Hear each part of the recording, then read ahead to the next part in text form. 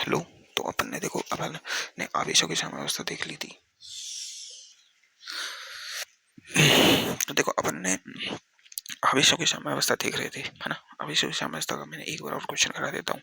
तो उसमें अपन ने क्या देखा था, इस क्वेश्चन को मैं दोबारा करा देता हूँ। देखो, है ना, आज की क्लास यार फिर लेट हो गई। तो इसमें देखो, इधर था 100 गुलाम माइनस का, है ना, इधर था अपना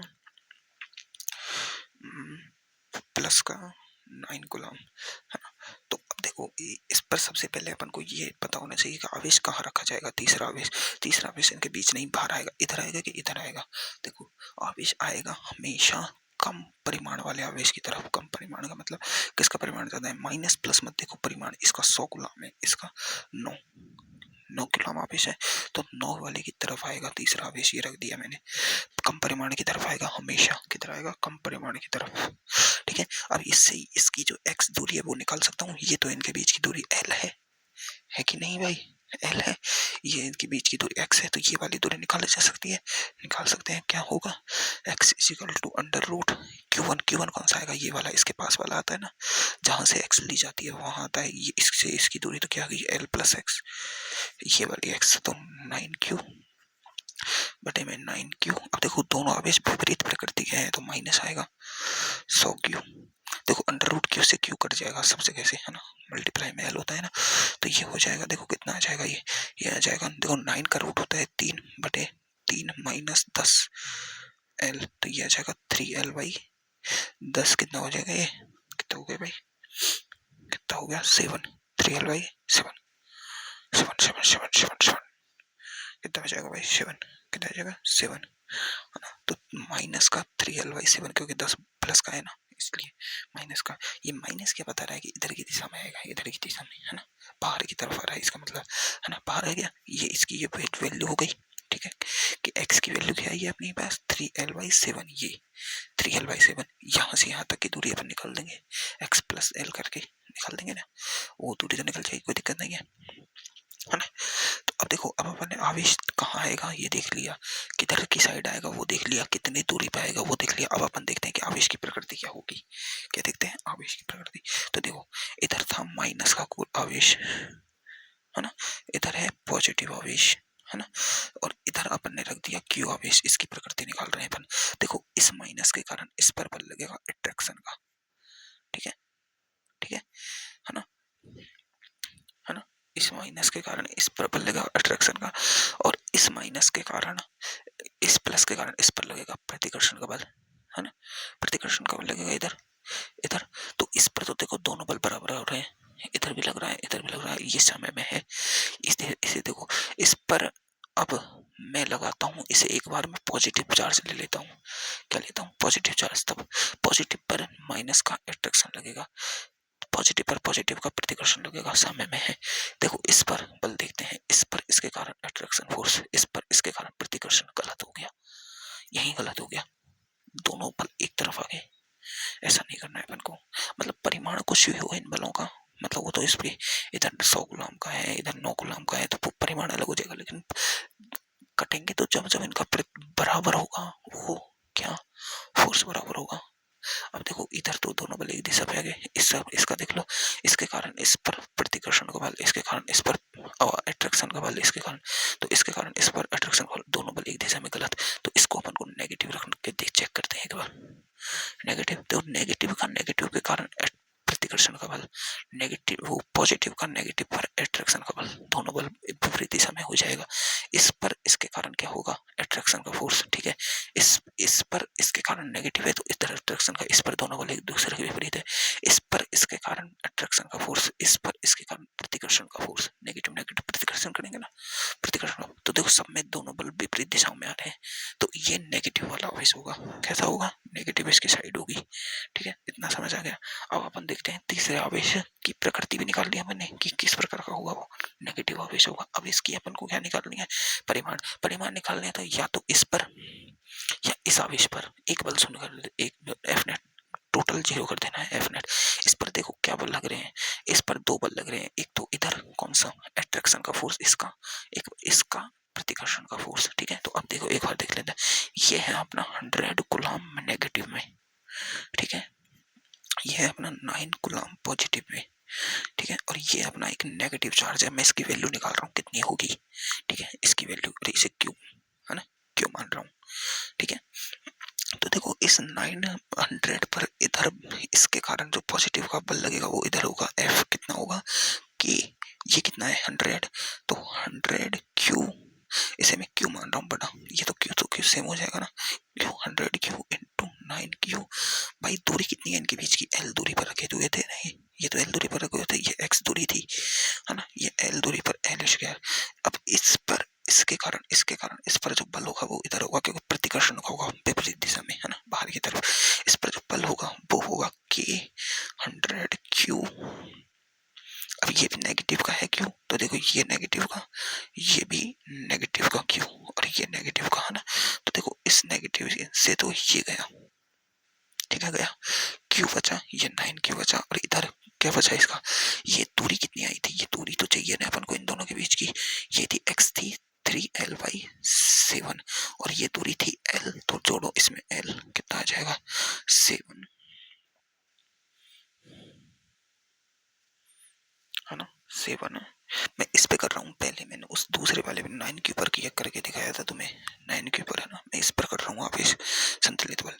तो देखो 3l प्लस 7l, तो ये हो गया कितना, लगभग 3 और 7 3 10l/7, कितना 10l/7, तो इसके बीच बचा 10l/7, है ना 10l/7, तो इधर से इधर कट गया, कोई दिक्कत नहीं है ना। अब बचा किधर, इधर बचा अपना माइनस का क्यू, देखो माइनस का क्यू बाई, अब इसका स्क्वायर करेंगे तो 10 का स्क्वायर हो जाएगा 100, एल का स्क्वायर एल स्क्वायर 7 का स्क्वायर होता है 7 7 49, ये नीचे है तो ऊपर जाएगा 49, ठीक है। इधर बचा 9 क्यू बाई एल स्क्वायर से अपना एल गया, ठीक है। देखो इधर ये 7 7 7 7 9 7 7 7 49 होता है ना, 49 को मैं लगभग क्या मान लू 49, है ना, कितना बचा है 49, तो देखो Q माइनस क्यू बराबर, देखो इसे इधर मल्टीप्लाई करो तो ये हो जाएगा 900 क्यू बाई, और ये 49, तो ये हो जाएगा अपना 900 क्यू बाई 49, यही वैल्यू आंसर में उसमें आ रही है, उस क्वेश्चन में देख लो। तो ऐसे ही करना है अपन को हर क्वेश्चन, समझे। तो अब देखते हैं अपन आवेशों की साम्य अवस्था।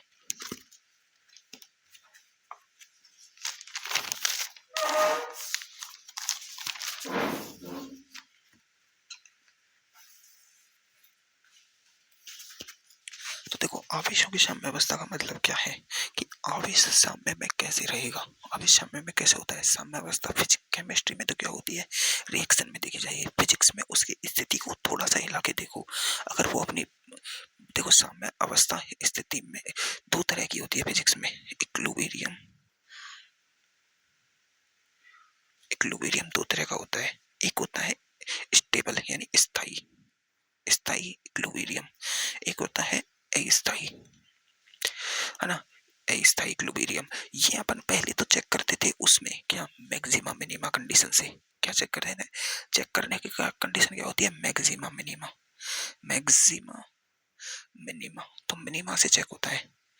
मिनिमा से कैसा होता है कि जो भी दिया हुआ है स्थितिज ऊर्जा जो भी दी हुई है, मतलब जो भी दिया हुआ है उसका dy/dx करो, dy/dx कर दिया, फिर उसका एक बार और करो d²/dx², एक बार और अवकलन करो उसका, एक बार और अवकलन करते हैं, और अगर वो वैल्यू ग्रेटर देन 0 आ रही है, यानी वो वैल्यू 0 से ज्यादा आ रही है, तो उसका वो क्या है, अस्थायी साम्य अवस्था है। अगर वो लेस देन 0 आ रही है तो वो स्थायी साम्य अवस्था है। ये मैक्सिमम मिनिमा का कॉन्सेप्ट होता है, ये सर ने पढ़ाया होगा तुम्हें, है ना, उसमें किसमें, कार्य ऊर्जा परिमेय वाले में, है ना, कार्य ऊर्जा में मैक्सिमम मिनिमा पढ़ाया होगा। लेकिन अब यहाँ कैसे देखा जाता है अपन को, यहाँ देखो डायरेक्ट स्थायी साम्य अवस्था और अस्थायी साम्य अवस्था देखने का एक कॉन्सेप्ट होता है, वो होता है कि जिस चीज की भी तुम्हें साम्य अवस्था, जैसे आवेश के साम्य देख रहे हो अपन, यहाँ पर 3 आवेश रखे हुए हैं, है ना, तो अगर मैं इस आवेश को थोड़ा सा हिलाऊं, इधर इधर हिलाऊं, है ना, तो अब मैं इस स्थिति में साम्य अवस्था देख सकता हूँ, इस स्थिति में साम्य अवस्था देख सकता हूँ दो तरीके से। तो इस स्थिति में अगर मैं इसे थोड़ा सा हिलाऊं और ये अपनी वापस स्थिति पा जाए तो ये स्थायी होती है। देखो पहले से तो ये रुका हुआ है, मतलब पहले से तो ये साम्य में है, जब रुका हुआ है तो अब स्थायी और अस्थायी कैसे पता लगेगा, मैं इसे करता हूँ, अगर ये अपने वापस से उसी स्थिति में आ जाता है तो ये स्थायी साम्यावस्था है, मतलब रुकी हुई है। ये कैसे थोड़ा सा भी इधर इधर विस्थापित करो। अब मैं इसे थोड़ा सा इस स्थिति में हिला रहा हूँ, मतलब इस स्थिति में थोड़ा सा ऊपर ले गया और ये वापस नहीं आया, समझो। अब ये यहाँ मैं इसे थोड़ा सा इधर विस्थापन करके छोड़ता हूँ और ये वापस नहीं आता है, तो इस कहते हैं अपन की इस स्थिति में इसकी अस्थायी साम्यावस्था है। तो स्थायी साम्यावस्था अस्थायी साम्यावस्था दो तरीके से दी जाती है। मान लो कोई आवेश इस स्थिति में स्थायी है, मतलब इधर छोड़ ले के छोड़ने पर वो स्थायी उल्टा आ रहा है, तो इस स्थिति में उसकी स्थायी साम्यावस्था है। अगर वो इधर जाके इससे इधर जाके इधर मैं इधर विस्थापित करूँ या इधर विस्थापित करूँ थोड़ा, और वो विस्थापित होने के बजाय वो इधर ही खिसक जा रहा है, इधर ही खिसक जा रहा है, तो वो अस्थायी साम्यावस्था में है इधर, है ना। तो स्थायी है, स्थायी कैसे, मतलब थोड़ा सा हिला के चेक करो, अगर वो उल्टा आता है तो वो उसकी स्थायी साम्यावस्था है, नहीं आता है तो वो उसकी अस्थायी साम्यावस्था है। ये आवेश के लिए देखा जाता है ना। अब देखो ये कोई कटोरा है, इसके ऊपर ये बॉल रखी है, अब मैं इस बॉल को यहाँ लेके जाऊँ, यहाँ लेके जाऊँ तो ये वापस उल्टी अपनी स्थिति में आएगी कि नहीं आएगी, आएगी भाई। यहाँ तक लेके आ जाओ तुम, उल्टी आ जाएगी, तो ये एक स्थायी साम्यावस्था होती है। अब इस कटोरे को देखो, ये इस जगह पे बॉल रुकी हुई है, लेकिन मैंने हल्का सा भी विस्थापित किया तो इधर लुढ़क जाएगी या इधर लुढ़क जाएगी, ये होती है अस्थायी साम्यावस्था, है ना। अस्थायी साम्यावस्था समझ में आई बातें, चलो ठीक है। तो अब अपन आवेशों की साम्यावस्था देखते हैं, है ना। तो देखो, है ना, तो अपन देखते हैं क्या होता है। तो देखो अब समझो, अगर दो दो समान आवेशी चार्ज है, यानी प्लस क्यू है, और इधर मैंने एक आवेश को रख दिया, इस आवेश को, ठीक है, ठीक है, प्लस क्यू आवेश रख दिया मान लो मैंने, है ना। अब ये क्यू आवेश है, ये क्यू आवेश है, मुझे इसकी साम्यावस्था देखनी है। तो देखो इसके कारण इस पर बल लग रहा है इधर प्रतिकर्षण का, इस पे कारण इस पर बल लग रहा है इधर प्रतिकर्षण का, ठीक है, दोनों तरफ बराबर बल लग रहे हैं। मैं इधर थोड़ा सा भी हिलाऊं तो ये बल तो क्या हो जाएगा, दूरी के साथ अगर मैंने थोड़ा सा भी इधर विस्थापित किया तो इसका जो प्रतिकर्षण बल है ये दूरी के साथ क्या हो जाएगा, कम, इसका ये वाला, क्योंकि दूरी बढ़ा दी इधर, है ना। और इसका जो प्रतिकर्षण बल है वो इधर इधर वाला हो जाएगा ज्यादा, समझो। देखो इसके कारण इस पर जो बल लग रहा है पहले वो इस दिशा में है, इसके कारण इस पर बल लग रहा है जो इस दिशा में। अब मैं दूरी किधर बढ़ा रहा हूँ, इस आवेश को यहाँ से इधर ले जाऊंगा तो मैंने इतनी x दूरी बढ़ाई है, किधर बढ़ी है, इधर इधर के आवेश में। तो इसके कारण जो ये बल लग रहा है ये बल दूरी के साथ घटेगा, दूरी के साथ, क्योंकि F समानुपाती क्या है 1/r², समझो। तो ये बल, ये वाला बल इधर ले जाने वाला बल है जो घट रहा है, और इसकी दूरी क्या हुई है, x कम हो गई, दूरी कम होते ही इसका बल बढ़ गया, मतलब इधर ले जाने वाला बल बढ़ गया। अब देखो समझो कि यहाँ आवेश था, यहाँ आवेश था, ये पहली प्रारंभिक स्थिति थी, इसकी मैंने यहाँ लाके छोड़ दिया। अब इस पर यहाँ तो नेट बल शून्य था, तभी तो ये रुका हुआ था, एफ नेट 0 होगा तभी तो वो अपनी इस स्थिति में रुका हुआ था, पर मैंने इतना विस्थापित कर दिया x, तो इधर जो इसके कारण जो F1 लग रहा है, ये F3 है ना, ये 1 है, ये 2 है, ये F3 पर जो 1 के कारण बल लग रहा है वो दूरी के साथ कम हुआ, यानी इस बल की वैल्यू कम हुई क्योंकि ये दूरी बढ़ गई। अब इस पर जो इधर बल लग रहा है इसके कारण ये है F32, ये बल दूरी कम होते ही बढ़ गया, मतलब अपन ने इसे, मैंने इसे खींचा इधर और इधर का बल बढ़ गया, इधर वाला, तो ये मैं इसे छोड़ूंगा तुरंत ये बल इसे इधर ले आएगा, मतलब ये साम्यावस्था, स्थायी साम्यावस्था में। समझ आया, चेक करना, समझ आया कैसे हुआ। मैंने थोड़ा सा इधर लिया तो इधर का बल, तो इधर ले जाने वाला बल तो उल्टा कम हुआ है और इधर ले जाने वाला बल बढ़ा है, तो मैं जैसे ही छोड़ूंगा तो इधर वाला बल बढ़ेगा तो वो उसे उल्टे ही उस जगह पे लेके आ जाएगा, मतलब ये इस तरह इसमें यह स्थायी साम्यावस्था में है, बिल्कुल स्थायी में है, चेक करना सीख लिया। अगर मैं इसको देखो प्लस चार्ज है और मैं इस आवेश को इसकी प्रारंभिक स्थिति यहाँ थी, इस पर ये बल F31, ये 1 है, ये 2 है, ये 3 चार्ज है बराबर, और ये है F32 बल, है ना। 2 के कारण इस पर बल प्रतिकर्षण का पॉजिटिव चार्ज है ना, नेगेटिव चार्ज भी ले सकते हैं अपन, है ना। देखो एक बार मैं पॉजिटिव का बताता हूँ, एक बार नेगेटिव का बता दूंगा इधर, है ना। देखो अब मैं इसको इस स्थिति में विस्थापित कर रहा हूँ, चाहे मैं इधर लेके जाऊँ चाहे इधर लेके जाऊँ, बात तो एक ही है, मैंने इसे यहाँ विस्थापित कर दिया, समझो, है ना, यहाँ विस्थापित कर दिया। तो अब देखो मैंने इसे x दूरी इधर विस्थापित किया है, ठीक है, तो ये इसकी l दूरी थी पहले तो, है ना। अब मैंने इसे इधर विस्थापित कर दिया, मान लो ये बल जो इसके कारण इस पर अब ये पॉजिटिव चार्ज है, इसके कारण इस तरह प्रतिकर्षण बल लगेगा F, कितना F31, 3 पर 1 के कारण बल इधर लगा कि नहीं लगा, वेक्टर साइन देखना, इसके कारण इधर बल लगेगा F32, इस दूरी को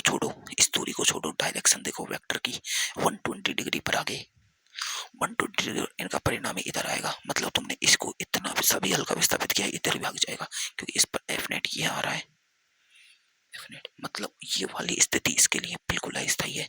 अगर इसकी जगह मैं नेगेटिव चार्ज वाला लूं तो ये अस्थायी साम्य है, मतलब ये इस समय तो साम्य में था, रुका हुआ था, मतलब साम्य में था, मैंने हल्का सा वापिस किया इस स्थिति में तो ये तो भाग गया, क्योंकि इस पर एफ नेट इधर आ गया।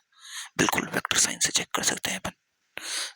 अब देखो ये अस्थायी समझता है, लेकिन यही मैं प्लस चार्ज और इधर लेता हूँ नेगेटिव चार्ज। देखो नेगेटिव चार्ज ये 3 नंबर का, ये दोनों 1 नंबर का बल, ये 2 नंबर का, ठीक है। इस पर इसके कारण बल अट्रैक्शन का होगा F31। इस पर इसके कारण इस पर बल होगा अट्रैक्शन का F32। अब मैं इसे हल्का सा विस्थापित कर रहा हूं इधर, क्या हुआ, हल्का सा मैंने इसे इधर विस्थापित किया है ना, तो देखो इसके कारण इस पर जो बल लगेगा वो अट्रैक्शन का होगा कितना, F31। इसके कारण इस पर बल लगेगा जो अट्रैक्शन का होगा F32। इसका परिणामी बल इधर ही लगेगा F नेट, मतलब इसे उल्टा ले आएगा, मैं इसे इधर लेके जाऊंगा माइनस चार्ज को, ये उसे उल्टा ले जाएगा, मतलब माइनस आवेश दो प्लस आवेशों के बीच में स्थायी अवस्था में है। इस कंडीशन में क्या है, इस कंडीशन में ये बिल्कुल स्थायी अवस्था में। अगर मैं नेगेटिव चार्ज को ऐसे रखूं और ऐसे विस्थापित करूं, दो आवेश प्लस आवेश, और ये नेगेटिव चार्ज को मैं हल्का सा इधर टिल्ट कर देता हूं, तो इस पर देखो हल्का सा इधर टिल्ट करता हूं, तो इसका जो ये अट्रैक्शन का फोर्स है वो क्या हो जाएगा, बढ़ जाएगा, और इसका ये अट्रैक्शन का फोर्स है वो कम हो जाएगा। समझो कैसे, ये पहले तो समान दूरी पर था एक्स एक्स, अब मैंने इसको देखो हल्का सा विस्थापित किया है, क्योंकि देखो इस पर इसका अट्रैक्शन का फोर्स है, ये 2 नंबर का है, ये 3 नंबर का है, ये 1 नंबर का है। इस पर जो ये वाला है ये है F32, ये है F31, ठीक है। F31 ये बल है, ये इधर का बल है, जो इधर की दूरी पर निर्भर कर रहा है, इन दोनों के मध्य का बल है जो इस दूरी पर निर्भर कर रहा है, ये इन दोनों के मध्य का बल है जो इस पर निर्भर कर रहा है, ये इस दूरी पर निर्भर कर रहा है। अब मैंने इसको हल्का सा टिल्टेड किया, मतलब ये दूरी मैंने, ये दूरी इधर की और ये दूरी इधर की, ये थोड़ी सी हल्की सी किधर बढ़ गई, x प्लस वाई दूरी बढ़ गई, और ये x माइनस वाई दूरी हो गई। मतलब अब देखो इस पर माइनस चार्ज है, इस पर अभी भी इसका फल इधर लग रहा है, ये वाला F31, इस पर अभी भी बल इधर लग रहा है F32। अब देखो ये 2 के कारण जो बल है वो दूरी कम होने के कारण बढ़ गया, और मैंने इधर ही तो विस्थापित किया था, इधर ही मैंने विस्थापित किया, और ये बल यही बल बढ़ गया, ये वाला बल, क्योंकि ये वाला बल इस दूरी के, ये वाला बल है जो समानुपाती है 1/x माइनस वाई दूरी के, और ये वाला बल है F31, ये समानुपाती है 1/x प्लस वाई दूरी के। जब x की ये दूरी बढ़ी तो ये बल घटेगा, ये बल मैंने इधर ले जाने पर ये बल घट गया, कौन सा, ये वाला जो इसे ले जा रहा है, अब मैं इधर ले जा रहा हूँ और यही बल बढ़ गया, तो ये अस्थायी में है, ये इधर ही खिसक जाएगा, इसके चिपक जाएगा, मतलब इसके बीच में ये बल स्थायी साम्यावस्था में नहीं है, ये इधर स्थायी में नहीं है, ये ऐसे स्थायी में होता है। तो समझो अगर दो आवेश समान प्रकृति के हों, समझो दो आवेश समान प्रकृति के हो और उनके बीच का आवेश भी उसी समान प्रकृति का हो, तो उसमें ये वाली स्थायी साम्यावस्था होती है, ये वाली अस्थायी होती है। समझ में आई बात है, क्योंकि इसको इधर ले जाते ही इसका फोर्स बढ़ जाएगा, ये चेक कर लिया मैंने। और अगर दो आवेश समान प्रकृति के हों और उनके बीच का आवेश विपरीत प्रकृति का हो, तो उसमें ये वाली अस्थायी होती है, ये वाली, और ये वाली स्थायी होती है। वो तो अपन चेक कर सकते हैं कैसे होता है कैसे नहीं होता, चेक करना तो अपन को आता है। अब चाहे आवेश +2 -2 उससे कोई मतलब नहीं है, अपन को बस चेक करना आना चाहिए एफ नेट कैसे लग रहा है, ठीक है, कौन सा बल दूरी के साथ बढ़ रहा है कौन सा घट रहा है। तो ये होती है आवेशों की साम्यावस्था।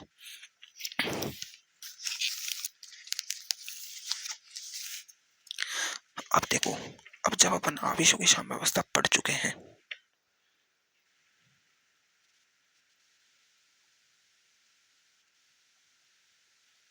अब देखो सर ने तो इतना लिखा ही नहीं रखा आवेशों की साम्यावस्था में, है ना, और मेरे सर ने इतना लिखा रखा था यार, शायद है ना, इतना लिखा रखा था शायद, मुझे कंफर्म नहीं है, मैं कॉफी में चेक कर लेता हूँ।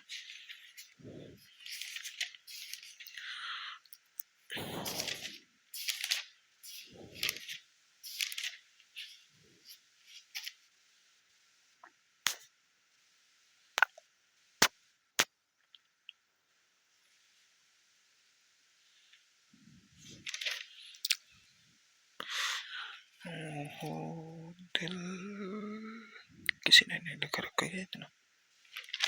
अरे इतना तो किसी ने नहीं लिखा रखा, जितना मैंने समझा दिया उतना तो ना तो मेरे सर ने लिखा रखा है ना इन्होंने लिखा रखा। भाई मेरे को जाने कैसे पता था ये बात, मतलब पता थी मुझे इसलिए मैंने बता दी। तो चलो अब अपन देख लेते हैं अगला। अब देखो अगला नेक्स्ट पेज पे डायरेक्ट क्वेश्चन लिखा हुआ है, और एक क्वेश्चन क्या है, इन दोनों आवेशों को मिलाने वाली रेखा के अनुदिश तीसरे आवेश के दोलन का आवर्तकाल निकालो। अब देखो सर ने क्वेश्चन दिया है कि ये पॉजिटिव चार्ज इन दोनों को मिलाने वाली रेखा है, इस पर ये बीच में रखा हुआ है पॉजिटिव चार्ज क्यू, ये है क्यू। अब देखो अपन मैं इसे थोड़ा सा इधर विस्थापित करूंगा। देखो समान प्रकृति का आवेश है, ये लाइन तुम लिख लेना कि समान प्रकृति के आवेशों के बीच अगर समान उसी प्रकृति का आवेश रखा जाए, समान प्रकृति के आवेशों के बीच उसी प्रकृति का आवेश रखा जाए तो वो अपनी इसमें यानी इसको क्या बोलते हैं, लंबवत अक्ष, समांतर अक्ष में समानांतर दिशा में यानी अपनी क्रिया रेखा के अनुदिश, यानी समान प्रकृति के आवेशों को, इस लाइन को लिख लो ना कि समान प्रकृति के आवेशों, दो आवेशों के बीच अगर उसी प्रकृति का आवेश रखा जाए तो वो अपनी क्रिया रेखा के अनुदिश, क्रिया रेखा है बल्कि क्रिया रेखा के अनुदिश स्थायी समय में होता है, और क्रिया रेखा के लंबवत अस्थायी समय में होता है। ये लाइन लिख लो। और एक ये लिख लो कि अगर दो समान प्रकृति के आवेश हों और उनके बीच एक विपरीत प्रकृति का आवेश रख दिया जाए तो वो अपनी क्रिया रेखा के लंबवत दिशा में स्थायी समय में होता है, और वो अपनी वो क्रिया रेखा की दिशा में स्थायी समय अवस्था में होता है। ये लाइनें लिख लेना, समझ तो आ गई होंगी तुम्हें, पर एक बार लिख लेना इनको क्योंकि सर ने नहीं लिखा है। तो अब देखो ये अपनी क्रिया रेखा के अनुदिश साम्य अवस्था में होगा, बिल्कुल स्थायी में। तो मैं इसको हल्का सा यहाँ पे स्थापित करूँ एक्स अक्ष पर, तो इसका ये वाला बल किधर, इसे इधर ले जाने वाला बल बढ़ जाए, वो घट जाएगा, और हाँ वहाँ बढ़ जाएगा क्यों, क्योंकि प्रतिकर्षण का बल लगेगा ना, इधर ले जाने वाला बल बढ़ेगा, इधर ले जाने वाला बल घटेगा। अब ये बल बढ़ा है तो इसे एकदम झटके से इधर खींचेगा तो ये हल्का सा इधर आके जाएगा, अगर निर्वात में है तो फिर ये ऐसे आवर्तकाल करने लग जाएगा धीरे, फिर बाद में अपनी स्थिति में आएगा तो मतलब वो इधर बल आपस में बल लगा लेगा, तो वो उसका क्या हो जाएगा, आवर्तकाल। यानी ये अभी तो इसकी मेन पोजीशन पर है, ये इसको मैं इधर लेके जा रहा हूँ, इस पर दो बल लग रहे हैं, इधर एफ और इधर एफ। तो अब ये देखो मेन पोजीशन पर है तो एफ नेट क्या होता है 0। थोड़ा सा भी विस्थापित करूंगा मैं, तो इसे मेन पोजीशन से थोड़ा सा विस्थापित कर रहा हूँ, देखो है ना, मैंने मेन पोजीशन यहाँ थी इसकी, है ना, मैंने इसे यहाँ ले आया थोड़ा सा। अब मेन पोजीशन यहाँ लेके आया तो देखो इसकी दूरी मैं आर मानता हूँ, ये दूरी इसकी आर मान लेता हूँ। मेन पोजीशन से अब थोड़ा सा विस्थापित कर रहा हूँ मैं, मेन पोजीशन से थोड़ा सा विस्थापित कर रहा हूँ। ये दूरी पहले आर थी, तो अब ये दूरी इसने यहाँ से यहाँ तक की जो दूरी तय की है इसको मैं मान लेता हूँ इसने एक्स विस्थापन तय कर लिया है, यहाँ से यहाँ तक कर लिया।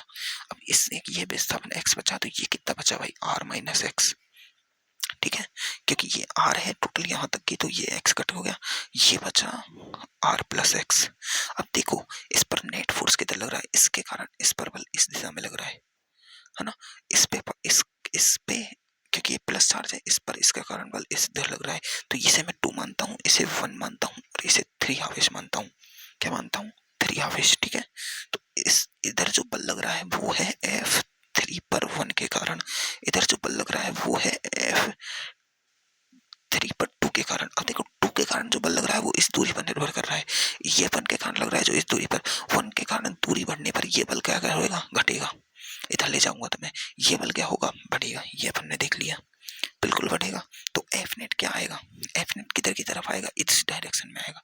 डायरेक्शन अपन को एफ नेट के पता चलिए क्यों, क्योंकि ये वाला बल इधर जा रहा है, ये वाला प्रतिकर्षण का बल है ना, विपरीत दिशा में लग रहे हैं, है ना। तो देखो एफ नेट क्या होगा, एफ नेट होगा F32, क्योंकि ये वाला बल ज्यादा होगा, माइनस F31, ठीक है। तो देखो ये वाला बल ज्यादा होगा, कौन सा, 32 वाला। सर ने F1 और 31 वाला बल ज्यादा किया है, पर उस सर का आंसर देखो नेगेटिव में आ रहा है, मैं आंसर पॉजिटिव में लाऊंगा, ठीक है। कोई दिक्कत है, कोई परेशानी है, चलो नेगेटिव में ले आते हैं, इसको 31 ले लेते हैं, इसको 32 ले लेते हैं, ठीक है। एफ नेट आ जाएगा अपना, नेगेटिव में लिया आंसर ने तो इसलिए अपने भी नेगेटिव में ले लेते हैं। तो देखो एफ नेट 31 बल इस आवेश तो दोनों सेम ही है, सारे आवेश प्लस क्यू चार्ज है, तो क्यू रख सकते हैं, कोई दिक्कत है, क्यू क्यू रख सकते हैं। तो ये है क्यू, ये है अपना छोटा क्यू, ये है अपना बड़ा क्यू, दोनों प्रकृति में सेम है। तो देखो ये बल जो लग रहा है, ये 3 1 बल लग रहा है, 3 पर 1 के कारण लग रहा है, तो इनकी दूरी ये है। तो ये कौन सा बल है भाई, ये बल है Q, Q by R plus x का square minus K Q Q by R minus x का स्क्वायर, ऐसे होगा, बिल्कुल होगा ना, बिल्कुल। अब देखो इसमें से देखो कॉमन क्या आ जाएगा, कॉमन तो आ जाएगा के क्यू क्यू, आ गया कॉमन, इधर बचा 1 बाई आर प्लस एक्स का स्क्वायर माइनस 1 बचा आर माइनस एक्स का स्क्वायर, ये कॉमन बचा। कोई समस्या, कोई परेशानी, कोई दुख? अब मैं देखो कॉमन लेने का तरीका दिखा रहा हूँ तुमको। अब मुझे सॉल्व नहीं करना, मुझे सॉल्व नहीं करना, तो आर प्लस एक्स स्क्वायर और मल्टीप्लाई में आर माइनस एक्स स्क्वायर, दोनों को ले लिया। अब इससे तो ये कट जाएगा, बचेगा ये, इधर ये आ जाएगा आर माइनस एक्स का स्क्वायर, इससे ये कट जाएगा, बचेगा ये आ जाएगा, क्योंकि ऊपर तो एक ही है ना, ऊपर होता तो उसे ऊपर से मल्टीप्लाई करके लिख देते आर प्लस एक्स का स्क्वायर, ये बच गया, है ना। अरे यार देखो 1/2 प्लस 1/6 कर रहा हूं मैं, ठीक है। तो अब मैं इसको क्या 1/3 कर रहा हूँ, थोड़ा समझो। तो अपन कॉमन क्या लेते थे, 3 दूनी 6 लेते थे, अब मैं 2 × 3 ले रहा हूँ, ये बराबर 6 ही तो होता है ना। तो देखो 3 2 3 6 3 3 बचता था, इसको ऐसे करो ना, 2 से तो 2 कट गया, बचा 3, प्लस 3 से 3 कट गया, बचा 2, ऐसे भी तो था, 3 2 3 6 3 बचे, 3 गुणा 1 3 दूनी 6, 2 गुणा 1 2, वही तो है, वही तो किया है ना, वही तो किया है। अब यहां से देखो के क्यू क्यू, ये आ रहा है अपना एफ नेट, है ना, एफ नेट आ रहा है, कोई दिक्कत। अब मैं इसको पूरा सॉल्व करूंगा, अब मैं क्या करूंगा, इसको भाई पूरा सॉल्व करूंगा। तो देखो एफ नेट इक्वल टू के क्यू क्यू, देखो आर माइनस एक्स स्क्वायर, ये है ए माइनस बी का स्क्वायर, और एक है अपने पास ए प्लस बी का स्क्वायर, नहीं आती है सर समीकरण, आती है। तो इसका होगा देखो A R square plus x square minus 2RB, कैसे देखो ए माइनस बी का स्क्वायर होता है ना, उसको एक कैसे लिखते हैं अपन, ए प्लस ए माइनस बी, ए माइनस बी ऐसे। तो ए को ए से मल्टीप्लाई करेंगे तो ए स्क्वायर, ए को बी से मल्टीप्लाई करेंगे तो माइनस माइनस में है ना, तो माइनस बी ए, है ना। तो माइनस बी को ए से मल्टीप्लाई करेंगे तो माइनस बी ए, और बी को बी से माइनस में मल्टीप्लाई करेंगे तो माइनस माइनस प्लस, और बी का स्क्वायर, तो ये हो गया A square plus B square minus 2AB। अगर ए प्लस बी स्क्वायर हो तो माइनस नहीं आता है, उसमें A square plus B square plus 2AB होता है, ये दोनों सर्व समीकरण हैं, ठीक है। तो देखो A square B square minus 2AB, ठीक है, माइनस देखो A square R square plus x square, plus में है तो प्लस 2AB, 2RX यार, ए बी देखो आर भी आ गया यहाँ भी, RX, ठीक है, ये ए बी याद रहता है ना इसलिए। तो इसका भी वही होगा बिल्कुल सेम, पर ये मल्टीप्लाई में है, क्या है ये भाई, ये मल्टीप्लाई में है। अब समझो कैसे करना है, इसको मल्टीप्लाई करेंगे ना, तो इसको अपन मल्टीप्लाई कैसे करना है, इसको मल्टीप्लाई करने का तरीका होता है जब अपन घात गुणा में होती है, मैंने कैसे कहा था कि घात प्लस में हो, घात गुणा में हो तो आपस में घातें जुड़ जाती हैं, घातें क्या होती हैं, जुड़ जाती हैं। तो अब इसमें से तुम्हें कैसे सिखाऊं मैं इसे, इसको ऐसे सीखो, इसको ऐसे सीखो कि ये स्क्वायर में है ना, तो ये अंदर की इनका स्क्वायर हो जाएगा। अब कैसे होगा वो तुम्हें मैं कैसे बताऊं, देखो एक सर्वसमीका होती है, इस स्क्वायर को छोड़ो, एक सर्वसमीका होती है ए स्क्वायर प्लस ए स्क्वायर माइनस बी स्क्वायर, ये सर्वसमीका होती है। इसको लिखते हैं ए प्लस बी, ए माइनस बी की सर्वसमीका होती है, ए स्क्वायर माइनस बी स्क्वायर बराबर ए प्लस बी। अब मैं इधर स्क्वायर लगाऊं और इधर स्क्वायर स्क्वायर लगा दूं, तो दोनों सर्वसमीका में सबका स्क्वायर हो गया, स्क्वायर ही तो किया है मैंने इस सर्वसमीका का, इस सर्वसमीका का स्क्वायर ये है, देखो एक भी प्लस बी का स्क्वायर है, एक बार ए माइनस बी का स्क्वायर है, एक बार ए प्लस बी का स्क्वायर है, एक बार ए माइनस बी का स्क्वायर है, तो इसका ये हो जाएगा आंसर। तो इसको मैं ऐसे लिख देता हूँ, देखो सर्वसमीकाओं का खेल है ये तो, R square plus x square by square 2। अब मैं यहाँ करता हूँ क्या, देखो यहाँ देखो ये माइनस का आर एक्स है, ये प्लस का आर एक्स है, काट दो, ये माइनस ये माइनस में है, थोड़ा समझो समझो समझो मेरी जान। नहीं ये नहीं कटेगा, सॉरी सॉरी सॉरी, ये देखो माइनस में आया है ना, ये माइनस पहले था, ये अंदर माइनस मल्टीप्लाई होगा तो ये माइनस हो जाएगा, ये भी माइनस हो जाएगा और ये भी माइनस हो जाएगा, माइनस माइनस प्लस होंगे, ये कटेंगे, ये दोनों बचेगा के Q Q minus K 4rx by R square plus x square का स्क्वायर। देखो वो माइनस में मल्टीप्लाई होगा ना अंदर, सॉरी मैंने थोड़ी गलती कर दी है ना, अंदर माइनस में मल्टीप्लाई होगा। अब देखो समझो, अब समझो अगर मैं r is greater than x हो, मतलब इस हल्का विस्थापित किया है, चिन्हों सा क्या किया है मैंने, जो ये विस्थापन किया है ये इतना नहीं किया है, चिन्हों सा किया है, चिन्हों सा बिल्कुल r के मुकाबले बहुत हल्का विस्थापन किया है, तो r प्लस एक्स क्या हो जाएगा, लगभग आर हो जाएगा, तो बिल्कुल ये आर प्लस आर आर हो जाएगा, तो के क्यू क्यू माइनस 4rx। देखो मल्टीप्लाई में तो -1 भी काम आता है, 0.00001 भी मल्टीप्लाई होता है तो वो भी एक वैल्यू देता है, प्लस में नहीं देता है, माइनस मल्टीप्लाई और भाग में देते हैं भाई, ये चीज वैल्यू है ना, तो बटे में r प्लस एक्स, तो r हो जाएगा आर स्क्वायर की पावर स्क्वायर, तो दोनों पावर जुड़ जाएंगी, कितने हो जाएंगे r+4, पावर के ऊपर पावर होती है ना तो वो जुड़ जाती है, तो ये हो जाएगा आर स्क्वायर की पावर 4। ठीक है, तो अब देखो अब अपने पास बल आ गया एफ नेट कितना है, नेगेटिव में आया है 4 K Q Q R x की पावर स्क्वायर में 4, इसको काट दो तो ये आ जाएगा एफ नेट अपना -4 K Q Q x by R की पावर क्यू, ये आया है अपना एफ नेट, है ना। अब देखो ये एक बल आया है किसका, एसएचएम का, क्योंकि ये भाई करेगा तो एसएचएम ही ऐसे आवर्त गति तो करेगा, एसएचएम ही तो करेगा, सरल आवर्त गति तो कर रहा है, ये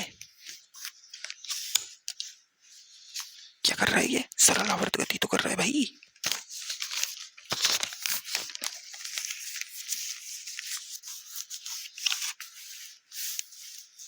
ये कर क्या रहा है, ये कर तो सरल आवर्त गति रहा है, तो एफ नेट इक्वल टू आ रहा है अपना -4 K Q Q x by R की पावर क्यू। ये क्या है, एसएचएम का बल है, एसएचएम का बल होता है F इक्वल टू -kx। ये क्या होता है, x विस्थापन होता है, क्या होता है, विस्थापन से संपादित करें तो इसमें देखो माइनस से तो माइनस गया, एफ नेट से एफ नेट गया, x से x गया, तो k की वैल्यू आ गई। k क्या है, बल नियतांक था अपना, बल नियतांक था कि नहीं भाई, यही तो काम करते थे अपन, बल नियतांक था, बल नियतांक के बराबर कितना आ रहा है, माइनस नहीं 4 K Q Q by R की पावर क्यू, ये है इसका बल नियतांक। और अपन जानते हैं आवर्तकाल टी बराबर क्या होता है, 2 पाई बाई √m बाई के की वैल्यू रख दो बस, द्रव्यमान तो आवेश का होगा कि होगा, जो ये होगा 2 पाई टोटल है, ये भी क्या हुआ है कांस्टेंट, तो 2 पाई √m बाई देखो 4 पाई क्यू क्यू और आर स्क्वायर आ जाएगी, आर की पावर क्यू आ जाएगा ऊपर, आर की पावर क्या आ जाएगा ऊपर क्यूब, ये हो गया इसका लो, इस 4 रूट में ये बाहर है तो इससे ये कट जाएगा, टी बराबर और सॉल्व कर दो थोड़ा सा, √m r क्यूब बाई के क्यू क्यू क्यू, बिल्कुल बिल्कुल समझदारी वाली बात है, बिल्कुल आवर्तकाल निकाला जा सकता है ऐसे, बिल्कुल।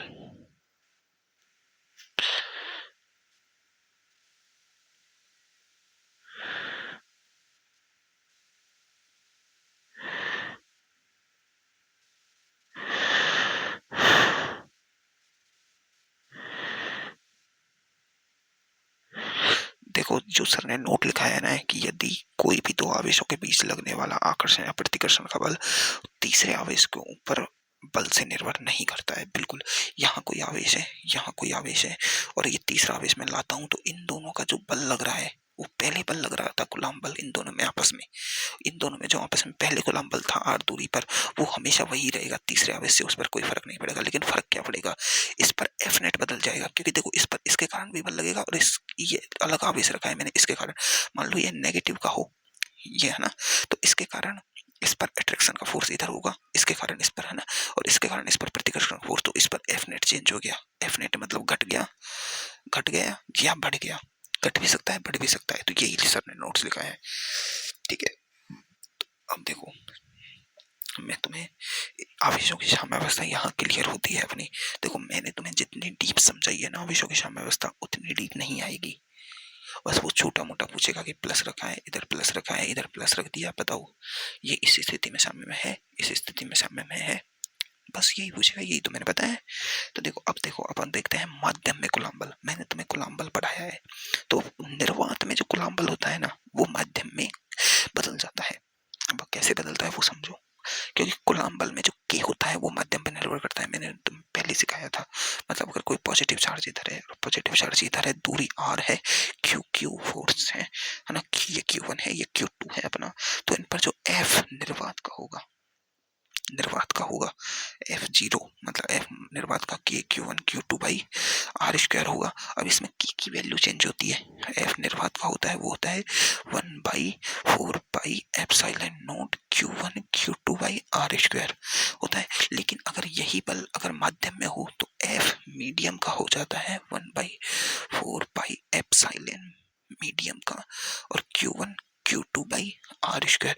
अब ये एप्सिलॉन मीडियम का इससे कितना गुना है वो उसकी वो क्या होती है, वो उतना ही गुना कम हो जाएगा, है ना। तो देखो माध्यम की विद्युतशीलता कहते हैं इसे, निर्वात की विद्युतशीलता कहते हैं इसे, माध्यम की विद्युतशीलता कहते हैं। क्या कहते हैं? माध्यम की विद्युतशीलता, है ना। अब देखो ये क्या है, निर्वात की विद्युतशीलता मैंने समझाया था, है ना।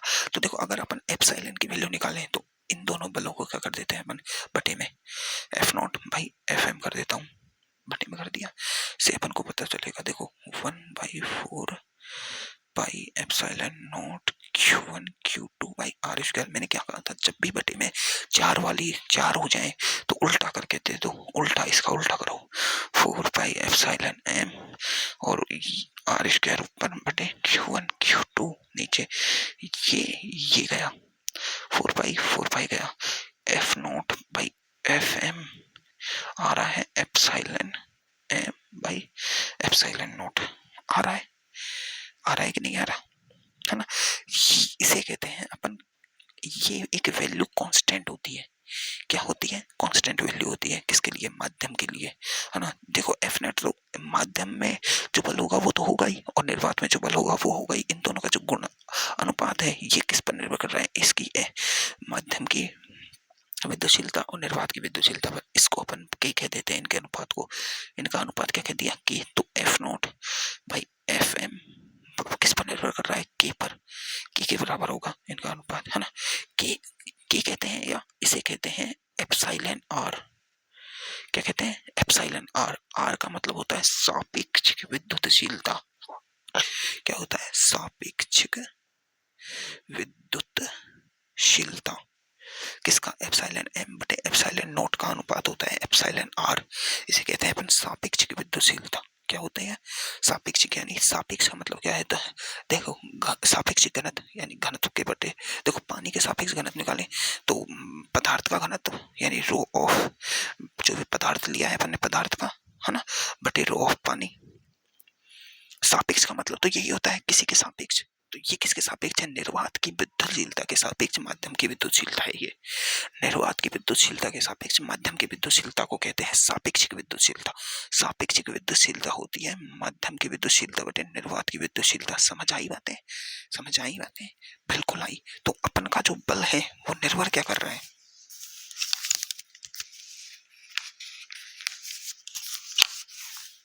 मतलब F0 बाई FM बराबर होता है एप्सिलॉन आर, यानी सापेक्षिक विद्युतशीलता। तो FM होगा कितना? FM कितना होगा? वो होगा F0 बाई एप्सिलॉन आर, इतना गुना बढ़ जाएगा। मतलब एप्सिलॉन आर अगर जितना होगा उतना F0 कम होता जाएगा। मतलब माध्यम में बल कुछ था, अगर उस सापेक्षिक विद्युतशीलता ज्यादा हो रही है, उस पदार्थ की ज्यादा हो रही है, तो इसका बल घट जाएगा। इतना समझने की बात है। मतलब एप्सिलॉन आर बराबर है एप्सिलॉन M बटे एप्सिलॉन नॉट। अपन को वो हमेशा ये देगा, अपन को वो हमेशा क्या देगा ये क्वेश्चन में, तो अपन इससे डायरेक्ट माध्यम में बल निकाल लेंगे, करने की जरूरत थोड़ी है, यही कर दो F not by epsilon not, है ना। सापेक्षिक विद्युतशीलता, इसे एक और चीज कहते हैं और वो होती है परावैद्युतांक। एक क्या बोलते हैं इसे, परावैद्युतांक। जल का परावैद्युतांक नहीं पढ़ा अपन ने, वो यही होती है सापेक्षिक विद्युतशीलता। तो देखो एक छोटा सा क्वेश्चन है सर ने कि दो आवेश निर्वात में r दूरी पर 20 न्यूटन का बल लगाता है, यदि यदि दोनों आवेशों को एक माध्यम जिसकी सापेक्षिक विद्युतशीलता दी थी, उन्होंने क्या दी है 5 दी है, दूरी पर रखा जाए तो एक आवेश द्वारा दूसरे आवेश पर लगाया गया बल कितना था, F नॉट। देखो अब ये क्वेश्चन समझने की बात है, अब क्वेश्चन समझने की बात है। एक बात समझो, ये आवेश Q1 था, ये Q2 था, r दूरी पर रखे हुए हैं, है ना, निर्वात में रखे हुए हैं। इसके द्वारा इस पर लगाया गया बल, जो बल है वो चाहे निर्वात में हो चाहे कहीं हो, वह बल तो फिक्स रहेगा, वो बल फिक्स रहेगा। ये इस पे उतना ही बल लगाएगा जितना है, ये लगा सकता है। माध्यम सिर्फ कुल बल को चेंज करता है। किसको चेंज करता है, कुल बल को, क्योंकि एक आवेश के द्वारा दूसरे आवेश पर लगाया गया बल कभी भी परिवर्तित नहीं हो सकता। तुम परिवर्तित कर रहे हो माध्यम को परिवर्तित कर रहे हो, मतलब जो बल है उसे माध्यम खा रहा है, बल को माध्यम खा रहा है। बल कम नहीं हुआ है, बल तो उतना ही है, पर माध्यम खा गया। क्या खा गया, माध्यम। अगर माध्यम के कण ज्यादा है तो जो उसका आवेश के जो विद्युत वो जा रहे हैं, आवेश जा रहा है, विद्युत क्षेत्र जा रहा है, वो कम हो जाता है। यही तो बल होता है विद्युत क्षेत्र के कारण, इलेक्ट्रिक फील्ड के कारण। एक बात बताओ, क्यों आवेश है वो क्या देगा, विद्युत क्षेत्र क्या देगा अपन को, इलेक्ट्रिसिटी, धारा देता है, आई देता है कि नहीं देता। तो अब धारा माध्यम पर कैसे निर्भर करती है, लोहे का तार, चांदी का तार, सोने का तार, इन सब में भाई अलग अलग होती है। कारण वो माध्यम खा जाता है, प्रतिरोध खा जाता है ना, प्रतिरोध इलेक्ट्रिसिटी नहीं खाता।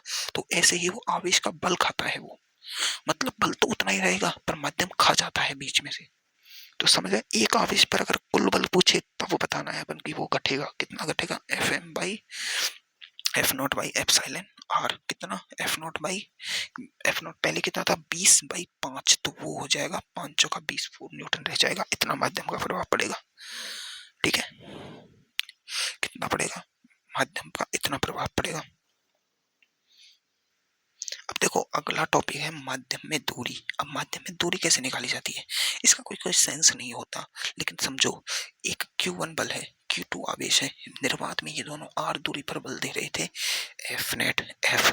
अगर मैं यही बल प्राप्त करना चाहूं तो मुझे इनको कितनी दूरी पर रखना होगा, मतलब इन्हें कितना पास लेना होगा, ये कितना पार रहेगी R2 दूरी कि मुझे यही F बल प्राप्त हो जाए। तो वो है इसकी माध्यम में दूरी की निर्भरता। क्या है, माध्यम में दूरी की निर्भरता, ठीक है, ठीक है, अच्छा ठीक है, हाँ जी ठीक है। तो देखो माध्यम में अपन जानते हैं कि मीडियम में एप्सिलॉन एम होता है मीडियम का, और एक होता है एप्सिलॉन आर सापेक्षिक। दोनों अलग अलग बातें हैं लेकिन लगता माध्यम में ही है। तो एक Q1 फोर्स आवेश और एक Q2 आवेश, इन दोनों के बीच की दूरी है r, ठीक है। अब मैं एक बार मीडियम में देख लेता हूँ, FM है ना, FM मीडियम में कितना हो रहा है 4 पाई एप्सिलॉन मीडियम, है ना, एप्सिलॉन मीडियम Q1/Q2 बटे r स्क्वायर। F मीडियम में ये फोर्स लग रहा है, थोड़ा सा समझो, है ना। तो अपन जानते हैं कि एप्सिलॉन r बराबर होता है एप्सिलॉन m/एप्सिलॉन नॉट, होता है कि नहीं होता, होता है कि नहीं होता, होता है भाई। तो FM अपन लिख सकते हैं 1/4 पाई, अब एप्सिलॉन m की जगह मैं लिख सकता हूँ epsilon r into epsilon not, क्या लिख सकता हूँ epsilon not into epsilon r, लिख दिया, और ये हो गया Q1/Q2/r स्क्वायर, ठीक है, लिख दिया, कोई दिक्कत आई। अब देखो FM बराबर, है ना, FM बराबर समझो क्यों समझो 1/4 pi epsilon not Q1 Q2, है ना, इसको अलग करो और इधर लाओ epsilon r into R square, epsilon r into R square, क्या, epsilon R into R square. ठीक है, लाया मैं। अब देखो, मैं इसको एप्सिलॉन आर को अगर आर स्क्वायर से मल्टीप्लाई कर दूं तो एफ एम बन जाएगा 1/4 pi epsilon not Q1 Q2 बटे आर डैश का स्क्वायर। और आर आर डैश स्क्वायर क्या है, वो है एप्सिलॉन आर आर स्क्वायर। ये है कि नहीं, ये है माध्यम पर दूरी की निर्भरता। क्या है, माध्यम पर दूरी की निर्भरता है ये। क्या है, माध्यम पर दूरी की निर्भरता है ये। समझ में आई बात है। मतलब अगर मैं आर डैश निकाला जाऊं तो वो होती है रूट एप्सिलॉन आर आर, ये होती है। समझ में आई बात है, ये माध्यम पर दूरी की निर्भरता है। तो अब मैं इसका एक क्वेश्चन करता हूँ, समझ में आई कैसे आई निर्भरता। दूरी दूरी अपन दूरी बदल नहीं रही है, दूरी बदल नहीं रही है, मैंने दूरी को उतना घटाया है।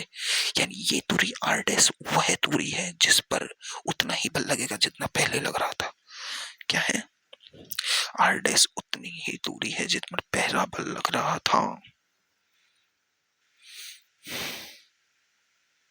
ये दूरी वह दूरी निकलती है जिसके कारण जो पहले बल था वो निकाला जा सकता है। तो देखो, अब दूरी की निर्भरता का बल निकाला जा रहा है। तो देखो, एक क्वेश्चन करते हैं अपन। सर ने जो बल ज्ञात करने का क्वेश्चन कराया है ना, वो देखो, ये है 3 कूलम,